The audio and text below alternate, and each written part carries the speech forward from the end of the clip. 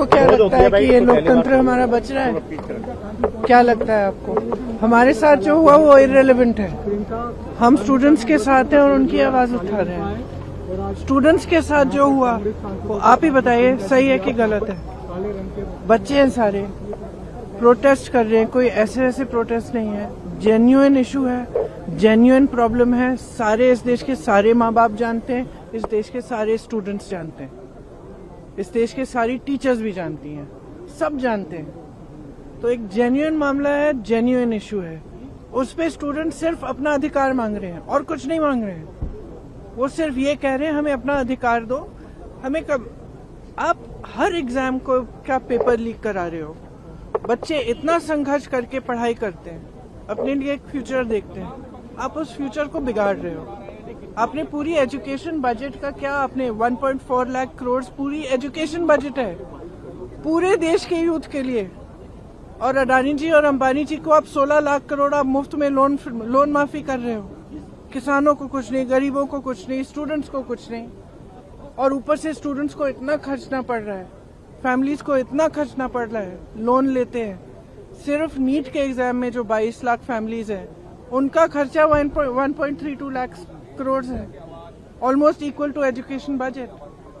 तो स्टूडेंट्स की genuine struggle है, जेन्युइन समस्या है। वो सिंपली कह रहे हैं हमसे बात करो, हमारे लिए सिस्टम, हमारा सिस्टम बदलो। ये सिस्टम चल नहीं रहा है, टूटा हुआ सिस्टम है, सब जानते हैं टूटा हुआ सिस्टम है। जिसके बच्चे हैं, किसी भी क्लास का हो, किसी भी वर्ग का हो, जिसके बच्चे वो जानता है कि बच्चों पे क्या बीतती है जब एग्जाम देते हैं। और आप सोचिए कि 26, 27, 28 साल के बच्चे बार बार एग्जाम दे रहे हैं, बार बार पेपर लीक हो रहा है, अपनी नियुक्ति का वेट कर रहे हैं, नियुक्तियां नहीं हो रही हैं, तो फ्यूचर तो बर्बाद हो रहा है ना सबका। ऊपर से आप जॉब्स क्रिएट नहीं कर रहे हो। प्रदर्शन को अलोकतांत्रिक बता रहे हैं।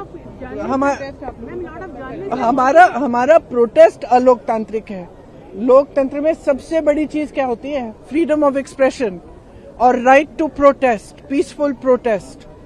इसमें कुछ अलोकतांत्रिक बात नहीं है। अलोकतांत्रिक ये है जो यहाँ इस सदन में हो रहा है, जो सड़कों पे हो रहा है।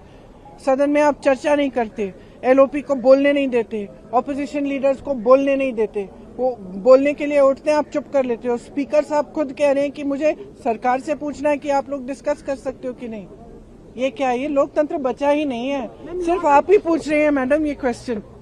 पूरा देश जान रहा है कि कोई लोकतंत्र बचा नहीं है इस देश में।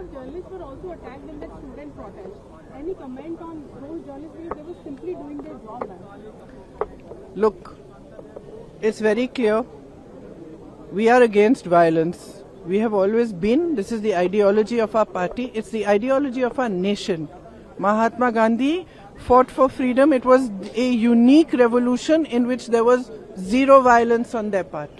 And I have heard the protesters and students and all also saying that they are not going to be violent. So if people have got hurt, police people have got hurt, or journalists have also got hurt along with the students, it's unfortunate. But please be truthful when you present it to the public. Because what we are seeing is that the students are being attacked mercilessly. They are being beaten with lathis, they are being tear gassed, girls are being treated in an obnoxious manner, their clothes are being torn off. How do you think they feel that this is their country, this is their parliament, these are their representatives, this government has been voted in by them, and the youth heavily voted for this government? How do you think they feel? They feel completely betrayed. And I'm sorry, but I don't care what all you people say and what you put on the media and what you present. Our duty is to stand with them. Our duty is to raise our voice in their support, and our duty is to fight for our democracy, and we will do it.